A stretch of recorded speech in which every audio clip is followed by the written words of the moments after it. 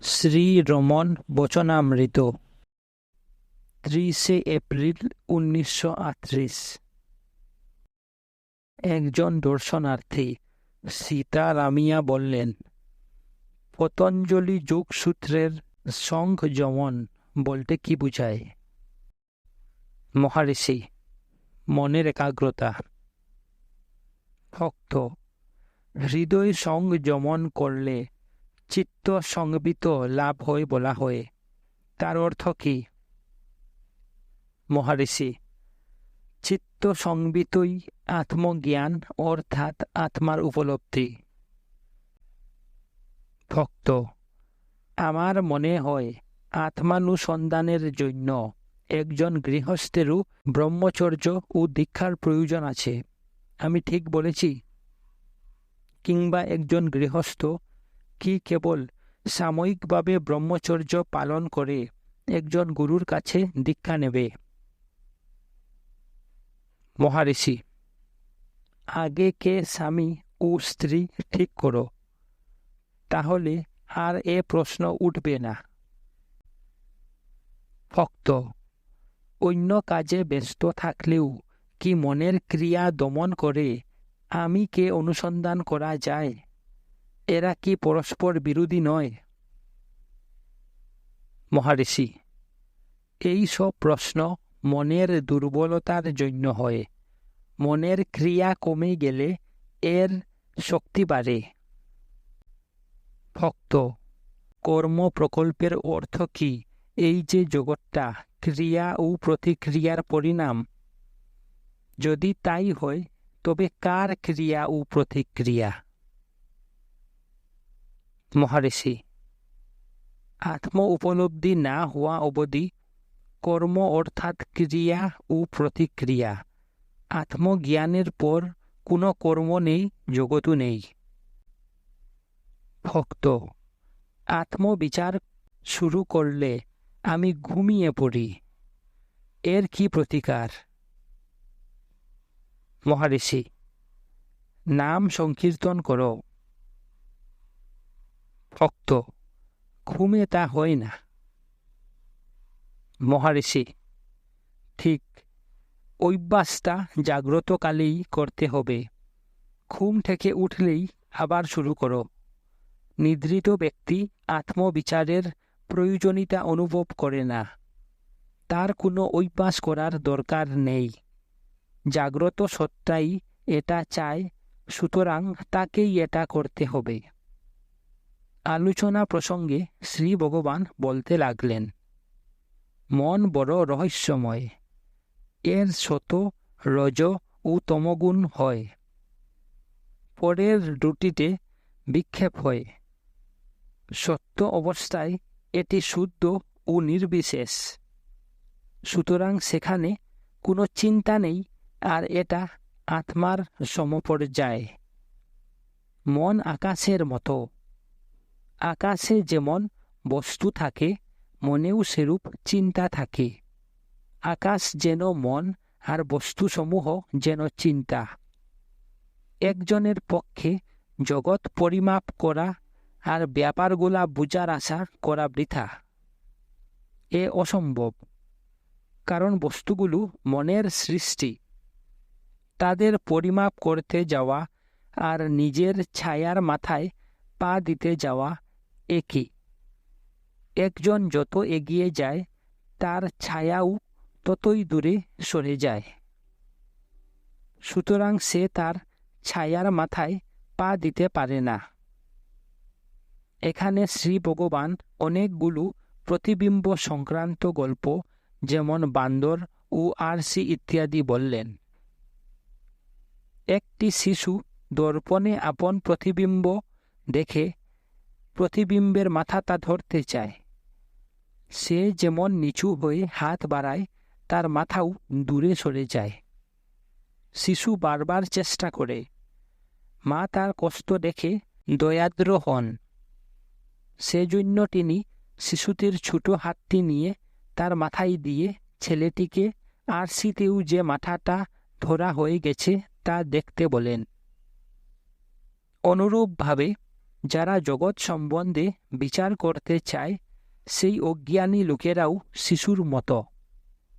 জগৎটা মনের সৃষ্টি, আর তার সত্তা মনেই রয়েছে। একে বাইরের বস্তুরূপ পরিমাপ করা সম্ভব নয়।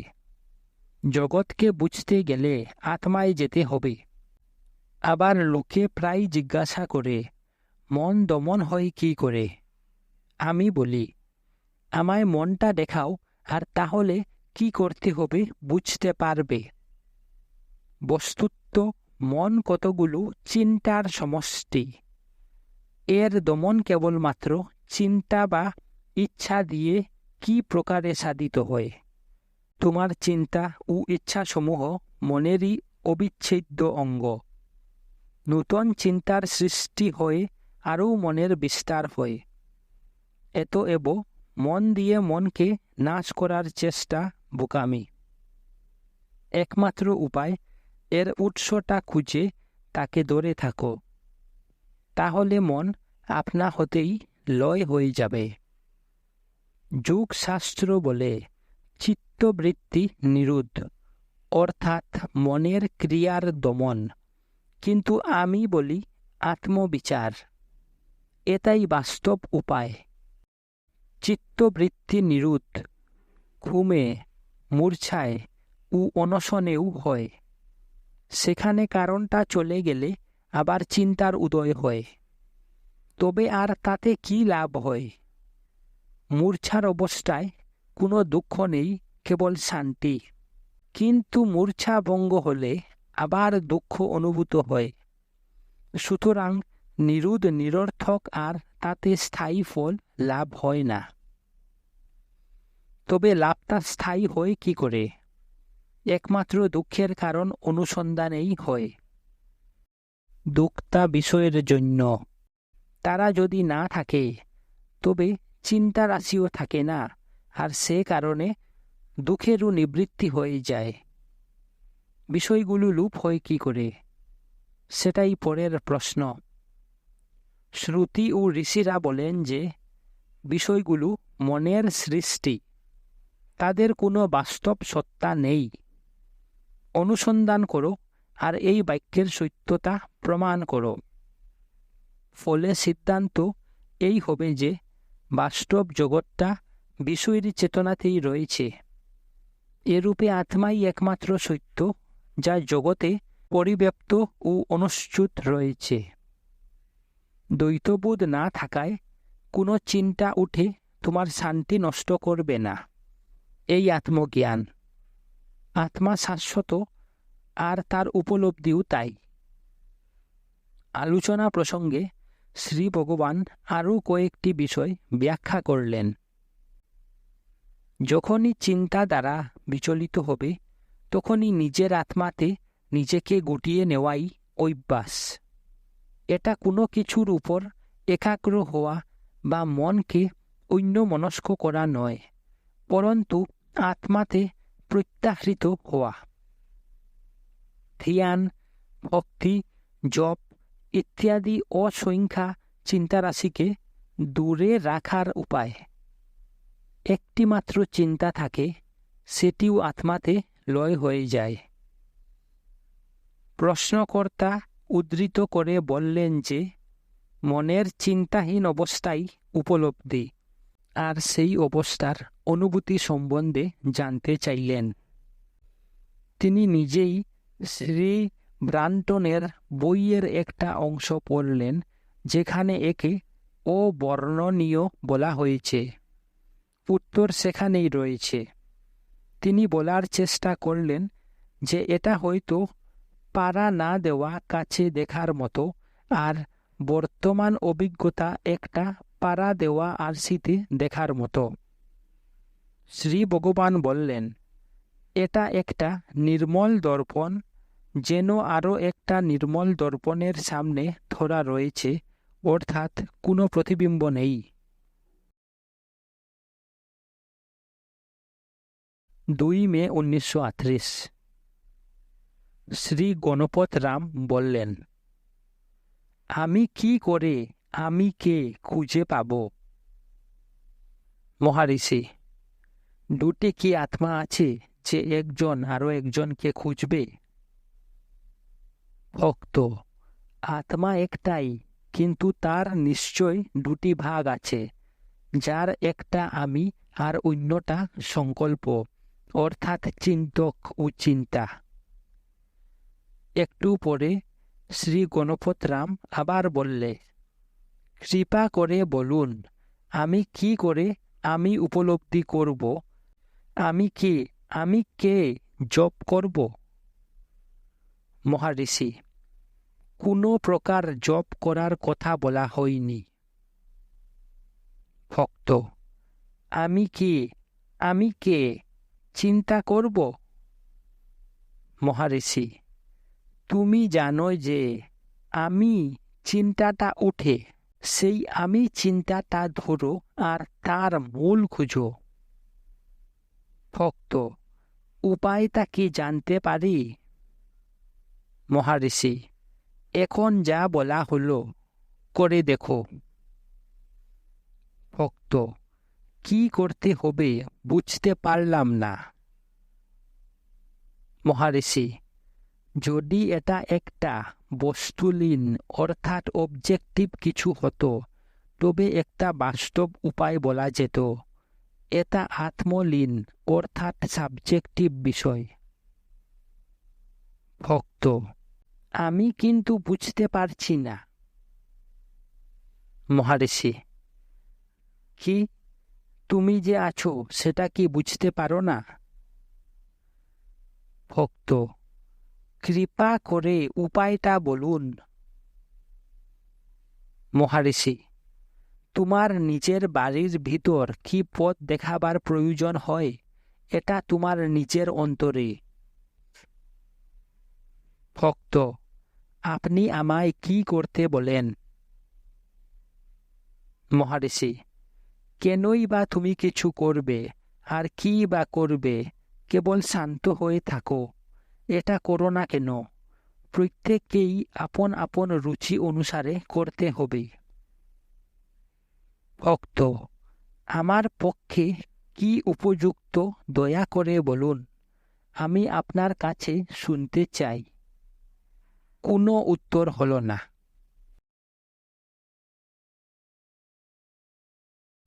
একজন অল্প বয়সী ইংরাজ মহিলা মুসলমানি পোশাক পরে এসেছে। মনে হয় সে উত্তর ভারতে ছিল আর ডক্টর G.H. মিসের সঙ্গে সাক্ষাৎ করেছিল।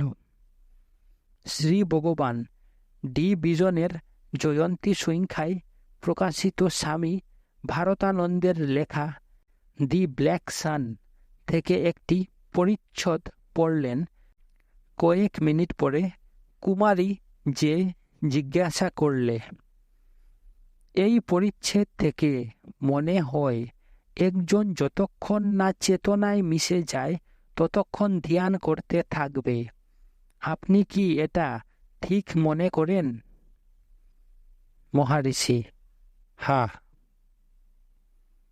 ভক্ত: আমি আরও এগিয়ে জিজ্ঞাসা করি, যেখান থেকে আর ফেরা যায় না, একজন কি ইচ্ছাকৃতভাবে সেখানে যাবে? এটা কি ঠিক? কোনো উত্তর নেই। যাওয়ার ঘণ্টা পড়ল। অপরাহ্নে ভক্ত আবার জিজ্ঞাসা করলেন, আত্মজ্ঞানের উদ্দেশ্য কি? মহারিষি: আত্মজ্ঞানই চরম লক্ষ্য, আর এটাই তার পরিসমাপ্তি। ভক্ত: আমি বলতে চাই, আত্মজ্ঞানের প্রয়োজনীয়তা কি? মহারিষি: আত্মজ্ঞান খুঁজছ কেন? তোমার বর্তমান অবস্থায় সন্তুষ্ট থাকো না কেন? স্পষ্টই মনে হচ্ছে বর্তমান অবস্থায় তুমি অসন্তুষ্ট। আত্মাকে জানলে এই অসন্তোষ চলে যায়।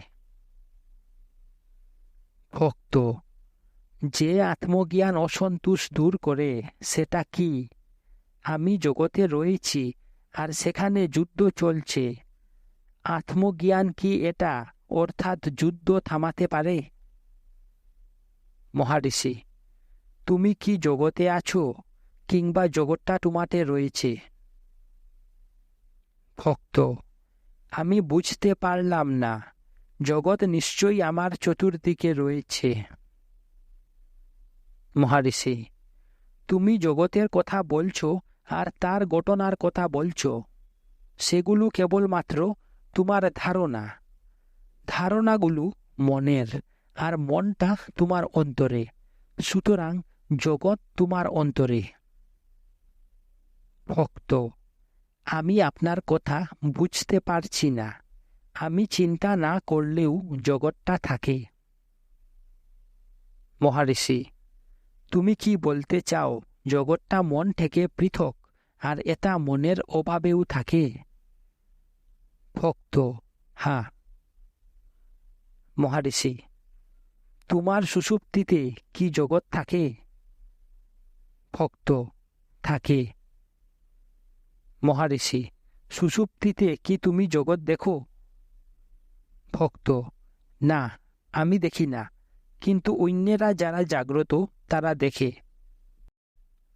মহারিষি: তুমি কি এ সম্বন্ধে সুষুপ্তিতে সচেতন থাকো, কিংবা এখনই তুমি অন্যদের জানা সম্বন্ধে সচেতন হও? ভক্ত: আমার জাগ্রত অবস্থায় জানি। মহারিষি: এব তুমি জাগ্রত অবস্থার অভিজ্ঞতা বলছ, আর সুষুপ্তির অভিজ্ঞতা বলছ না। তোমার জাগৃতি ও স্বপ্নে জগতের অস্তিত্ব স্বীকার করা হয়, কারণ তারা মনের সৃষ্টি। সুষুপ্তিতে মন লীন হয়ে যায় আর জগৎ বীজ আকারে থাকে। সেটা তুমি জাগ্রত হলে আবার প্রকাশিত হয়। অহংকার জেগে উঠে, নিজেকে শরীর বলে নির্ধারণ করে আর জগৎ দেখে। সুতরাং জগৎটা মনের সৃষ্টি। ভক্ত: তা কি করে হয়? মহারিষি: তুমি কি স্বপ্নে একটা জগৎ সৃষ্টি করো না? জাগ্রত অবস্থাটাও একটা দীর্ঘায়িত স্বপ্ন। জাগ্রত ও স্বপ্ন অভিজ্ঞতার পিছনে নিশ্চয় একজন দ্রষ্টা আছে। সেই দ্রষ্টা কে? সেটা কি শরীর? ভক্ত: তা হতে পারে না। মহারিষি: সেটা কি মন? ভক্ত: সেটাই হওয়া উচিত। মহারিষি: কিন্তু মনের অভাবেও তুমি থাকো। ভক্ত: কি রূপে? মহারিষি: সুষুপ্তিতে। ভক্ত: তখন আছি কি না জানি না। মহারিষি: যদি না থাকো তবে গতদিনের অভিজ্ঞতা স্মরণ করো কি করে? ঘুমে কি আমির নিরবিচ্ছিন্নতা ছেদ হওয়া সম্ভব? ভক্ত: হতে পারে। মহারিষি: তা যদি হয়, একজন জনসন বেনসন হয়ে জেগে উঠবে, তবে লোকের ব্যক্তিসত্তার প্রতিষ্ঠা হবে কি করে? ভক্ত: আমি জানি না। মহারিষি: যদি এই যুক্তি স্পষ্ট না হয় তবে অন্যভাবে অনুসরণ করো। তুমি স্বীকার করো, আমি সুখে ঘুমিয়েছিলাম। আমি গভীর ঘুমের ফলে বেশ সুস্থ বোধ করছি। সুতরাং ঘুমটা তোমার একটা অভিজ্ঞতা। যে অনুভব করেছিল এখন সে নিজেকে বক্তার আমি রূপে ভাবছে। সুতরাং এই আমিটা সুষুপ্তিতেও ছিল। ভক্ত: হ্যাঁ। মহারিষি: সুতরাং আমি সুষুপ্তিতে ছিল। তখন যদি জগৎ থাকত, সে কি বলেছিল সে আছে? ভক্ত: না, কিন্তু জগৎ এখন বলছে যে সে আছে। আমি যদি এর অস্তিত্ব অস্বীকারও করি, আমি একটা পাথরে ধাক্কা খেয়ে পায়ে আঘাত পেতে পারি। আঘাত পাওয়াই পাথরের অস্তিত্ব তথা জগতের অস্তিত্ব প্রমাণ করে। মহারিষি: ঠিক তাই। পাথর পায়ে ব্যথা দেয়, পা কি বলে পাথর আছে? ভক্ত: না, আমি বলি। মহারিষি: এই আমিটা কে? আমরা আগেই দেখছি এটা শরীর হতে পারে না, কিংবা মনও হতে পারে না। এই আমিটাই জাগ্রত, স্বপ্ন ও সুষুপ্তি অবস্থা অনুভব করে। এই অভিজ্ঞতাগুলো সিনেমার পর্দায় সঞ্চরমান ছবির মতো। ছবির আবির্ভাবে ও তিরুভাবে পর্দার কিছু হয় না। অনুরূপভাবে আত্মাকে অবিচলিত রেখে এই তিনটি অবস্থা পর্যায়ক্রমে আসে যায়। জাগ্রত ও স্বপ্ন অবস্থা মনের সৃষ্টি, সুতরাং আত্মাতেই সব রয়েছে। সেই আত্মা তার পূর্ণতাই আনন্দময়, এটা জানাই আত্মজ্ঞান। এর প্রয়োজনীয়তা পূর্ণতাকে উপলব্ধি করা, আর এরূপে আনন্দকেও জানা। ভক্ত আত্মজ্ঞানী হয়ে জগতের আনন্দের জন্য কিছু না করলে সেটা কি পূর্ণ আনন্দ হতে পারে? যখন চীন ও স্পেন দেশে যুদ্ধ চলছে, তখন একজন কী রূপে আনন্দিত হবে? জগৎকে সাহায্য না করে আত্মজ্ঞানী হয়ে থাকা কি স্বার্থপরতা নয়? মহারিষি, তোমাকে দেখানো হয়েছে যে আত্মা জগৎময়, পরিব্যাপ্ত ও তারও অতীত। জগৎ আত্মা ছাড়া থাকতে পারে না। এরূপ আত্মার উপলব্ধিকে যদি স্বার্থপরতা বলো, তবে সেই স্বার্থপরতা জগৎকেও অন্তর্ভুক্ত করে। এটা নিন্দার কিছু নয়। ভক্ত আত্মজ্ঞানী কি একজন অজ্ঞানীর মতোই জীবনযাপন করে না? মহারিষি, হ্যাঁ, কিন্তু একটা বিশেষত্ব আছে। একজন আত্মজ্ঞানী জগৎকে আত্মার অতিরিক্ত দেখে না। তার জ্ঞান প্রকৃত ও পূর্ণ হওয়ার জন্য অন্তরে আনন্দ থাকে। অন্যপক্ষে অন্যজন জগৎকে পৃথক দেখে ও নিজেকে অপূর্ণ মনে করে আর দুঃখী হয়। এছাড়া শারীরিক ক্রিয়াকলাপ একই। ভক্ত জ্ঞানীরাও কি ঠিক অন্য লোকেদের মতো জগতে যুদ্ধ হচ্ছে জানে? মহারিষি, হ্যাঁ। ভক্ত তবে তারা সুখী হয় কি করে? মহারিষি, সিনেমার পর্দা কি আগুন জ্বলে উঠলে কিংবা সমুদ্র উদ্বেলিত হলে নষ্ট হয়? আত্মার পক্ষেও তাই। আমি শরীর কিংবা মন বোধটা এতই দৃঢ় যে অন্যভাবে বোঝালেও একজন এই ধারণার ঊর্ধ্বে উঠতে পারে না। একজন একটা স্বপ্ন দেখে জেগে উঠলে এটা মিথ্যা বলে বুঝতে পারে। জাগ্রত অভিজ্ঞতাও অন্য অবস্থার পরিপ্রেক্ষিতে মিথ্যা। সুতরাং প্রত্যেক অবস্থা অন্য অবস্থার বিরোধী। এতএব এগুলো দ্রষ্টার উপর হওয়া কেবলমাত্র রূপান্তর, কিংবা যে আত্মা অখণ্ড ও নির্বিকার থাকে তাতে হওয়া প্রতীয়মান ব্যাপার মাত্র। যেমন জাগ্রত, স্বপ্ন ও সুষুপ্তি অবস্থাগুলো কেবলমাত্র একটা ব্যাপার, সেরূপ জন্ম, বিকাশ এবং মৃত্যু আত্মার উপর একটা ব্যাপার, কিন্তু আত্মা অখণ্ড ও নির্বিকার। জন্ম মৃত্যু একটা কল্পনা, এটা শরীর বা মনের ব্যাপার। আত্মা এই শরীরটা জন্মাবার আগেও ছিল, আর এই শরীরটা মরে গেলেও থাকবে। এরূপে ক্রমান্বয়ে যত শরীরই ধারণ করা হোক না কেন, এটা তাদের সঙ্গে আছে। আত্মা অমর, ব্যাপারগুলো পরিবর্তনশীল ও নশ্বর প্রতীত হয়। শরীরের জন্য মৃত্যুকে ভয় হয়, এটা আত্মার পক্ষে সত্য নয়। এই ভয়ও অজ্ঞানের জন্য হয়।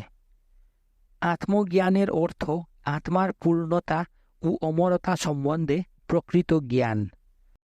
মরণশীলতা একটা কল্পনা ও দুঃখের হেতু।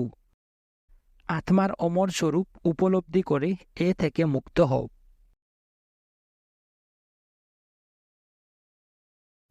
3 মে 1938। সেই মহিলা আবার বললে, যদি জগৎটা একটা স্বপ্ন হয়, তবে শাশ্বত সত্যের সঙ্গে এর সমন্বয় কি করে হয়? মহারিষি, সমন্বয় একে আত্মার অচ্ছেদ্য অংশরূপে জানা। ভক্ত, কিন্তু স্বপ্ন ক্ষণস্থায়ী ও মিথ্যা, আর সেটা জাগ্রত অবস্থার দ্বারা অস্বীকৃত হয়। মহারিষি, জাগ্রত অভিজ্ঞতাও সেরূপ। ভক্ত, একজন 50 বছর বাঁচে আর জাগ্রত অবস্থায় একটা ধারাবাহিকতা দেখে, যে স্বপ্নে থাকে না। মহারিষি, তুমি ঘুমালে আর একটা স্বপ্ন দেখলে, তাতে 50 বছরের অভিজ্ঞতা মনে করো সংক্ষিপ্তভাবে 5 মিনিটে দেখলে, সেখানেও একটা ধারাবাহিকতা থাকে। এখন কোনটা সত্য? তোমার জাগ্রত অবস্থার 50 বছর কিংবা তোমার 5 মিনিটের স্বপ্ন? সময়ের মান দুটি অবস্থায় পৃথক। ব্যাস, এছাড়া দুটি অবস্থার মধ্যে কোনো পার্থক্য নেই। ভক্ত, জীবাত্মা এই অদৃশ্যমান ব্যাপারে ও জন্ম জন্মান্তরের ক্রমান্বয়ে শরীর গ্রহণে নির্লিপ্ত থাকে। প্রত্যেকটা শরীর নিজেকে সক্রিয় করার জন্য প্রাণটা কি করে পায়? মহারিষি, জীবাত্মাকে জড়ের থেকে পৃথক করা হয়, আর এটা প্রাণে পূর্ণ। শরীরটা তার দ্বারা জীবন্ত হয়। ভক্ত, জ্ঞানী তবে জীবাত্মা আর জগৎ সম্বন্ধে সচেতন নয়। মহারিষি, সে জগৎ দেখে, কিন্তু তাকে আত্মার অতিরিক্ত বলে দেখে না। ভক্ত, যদি জগৎ দুঃখপূর্ণ হয়, তবে সে আর জগৎ ভাবনা করবে কেন? মহারিষি, জ্ঞানী কি তোমায় বলে যে জগৎটা দুঃখময়? এটা অন্যেরাই, যারা দুঃখ অনুভব করে, তারাই জগৎটা দুঃখপূর্ণ বলে জ্ঞানীর সাহায্য চায়। তখন জ্ঞানী তার অভিজ্ঞতা থেকে ব্যাখ্যা করে বলে যে যদি একজন তার আত্মাতে ফিরে যায়, তবে দুঃখের নিবৃত্তি হয়। দুঃখ ততক্ষণই অনুভূত হয় যতক্ষণ বস্তুকে নিজের থেকে পৃথক মনে হয়। কিন্তু যখন আত্মাকে অখণ্ড ও পূর্ণ বলে জানা যায়, তখন কে আর কি অনুভব করার জন্য থাকে? জ্ঞানীর মন পবিত্র আত্মা, আর অন্য মন শয়তানের আড্ডা। জ্ঞানীর পক্ষে এটাই স্বর্গরাজ্য। স্বর্গরাজ্য তোমার অন্তরে। সেই স্বর্গরাজ্য নিত্য বর্তমান। একদল যুবক জিজ্ঞাসা করলে, বলা হয় শরীরের স্বাস্থ্যই মনের স্বাস্থ্য, তবে কি আমরা শরীরটাকে সর্বদা স্বাস্থ্যবান ও শক্তিমান রাখার চেষ্টা করব না? মহারিষি, এভাবে স্বাস্থ্যের জন্য শরীরের যত্নের আর শেষ হবে না। ভক্ত, পূর্ব কর্ম ফলে এখনকার অভিজ্ঞতা, যদি আমরা আগে কি ভুল করেছি জানি, তবে সেগুলো সংশোধন করতে পারি। মহারিষি, একটা ভুল শুধরালেও আরও সমস্ত সঞ্চিত কর্মফল রয়ে যাবে, সেগুলো তোমাকে অসংখ্য জন্ম দেবে। সুতরাং এটা ঠিক প্রণালী নয়। একটা গাছকে যত ছাঁটা যায়, সেটা তত বাড়ে। কর্ম যতই শুধরাতে যাও, আরও কর্ম সঞ্চয় হয়। কর্মের মূল খুঁজো আর সেটা কেটে ফেলো। 4 মে 1938। অন্য একদল দর্শনার্থী আত্মজ্ঞানের পদ্ধতি জানতে চাইলে উত্তর দেওয়া প্রসঙ্গে শ্রী ভগবান বললেন, প্রবর্তকদের মনকে ধরে বিচার করতে পরামর্শ দেওয়া হয়, কিন্তু প্রকৃতপক্ষে মনটা কি? এটা আত্মার প্রতিফলন। এটা কার আর কোথা থেকে উঠেছে দেখো। দেখা যাবে যে আমি চিন্তাটাই মূল কারণ। আরও গভীরে যাও, আমি চিন্তা অদৃশ্য হবে, আর সেখানে একটি সীমাহীন ব্যাপক আমি চেতনা প্রকাশ পাবে। একেই অন্যভাবে হিরণ্যগর্ভ বলে। এ যখন উপাধিযুক্ত হয়, তখনই ব্যক্তিসত্তা হয়। ইংরাজ মহিলাটি শ্রী ভগবানের সঙ্গে একটি ব্যক্তিগত সাক্ষাৎকারের জন্য প্রার্থনা করলে। সে শুরু করলে, আমি ইংল্যান্ডে ফিরে যাচ্ছি। আজ সন্ধ্যায় এ স্থান ত্যাগ করছি। আমি আমার বাড়িতে আত্মজ্ঞানের আনন্দ পেতে চাই। যদিও সেটা পাশ্চাত্য দেশে সহজ নয়, কিন্তু আমি চেষ্টা করব। এটা করার উপায় কি?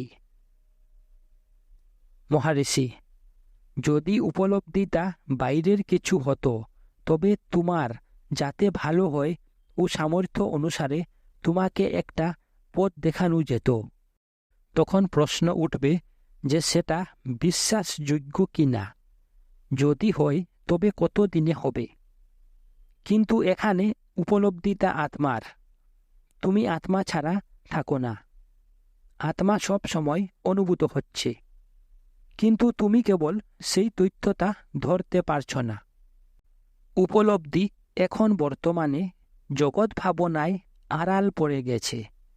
এখন জগৎকে তোমার বাইরে দেখা হচ্ছে, আর সেই সংক্রান্ত ধারণা তোমার প্রকৃত স্বরূপকে আবৃত করেছে।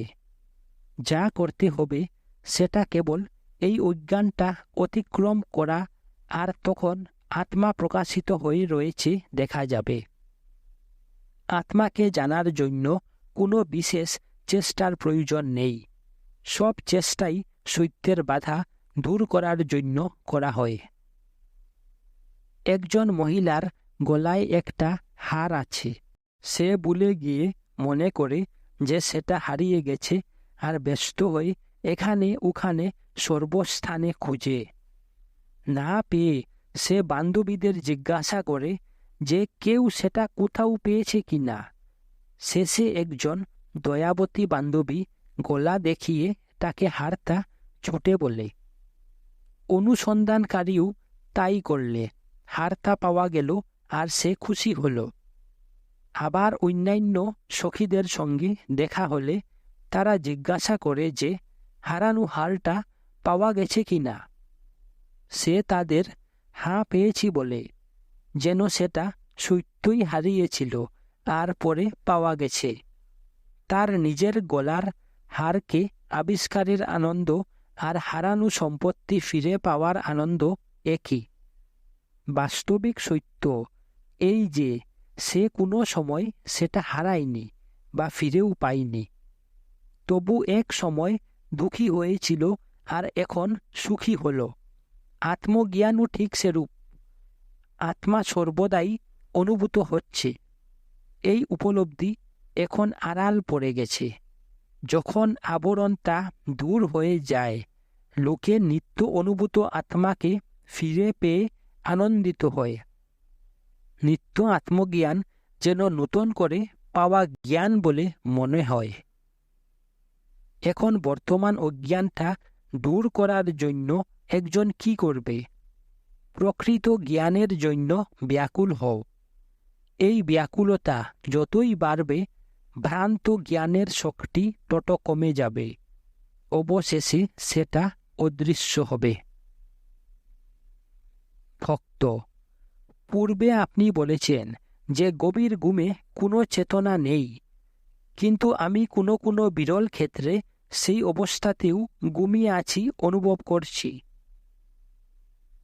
মহারিষি, এখন এই তিনটি তথ্য, চেতনা, ঘুম ও তার জ্ঞানের মধ্যে প্রথমটা অপরিবর্তনীয়। যে চেতনা ঘুমকে একটা অবস্থা বলে জেনেছিল, সে এখন জাগ্রত অবস্থায় জগৎ দেখছে। জগতের অভাবই ঘুমের অবস্থা। জগৎ আসতে বা যেতে পারে, অর্থাৎ একজন জাগ্রত বা নিদ্রিত হতে পারে।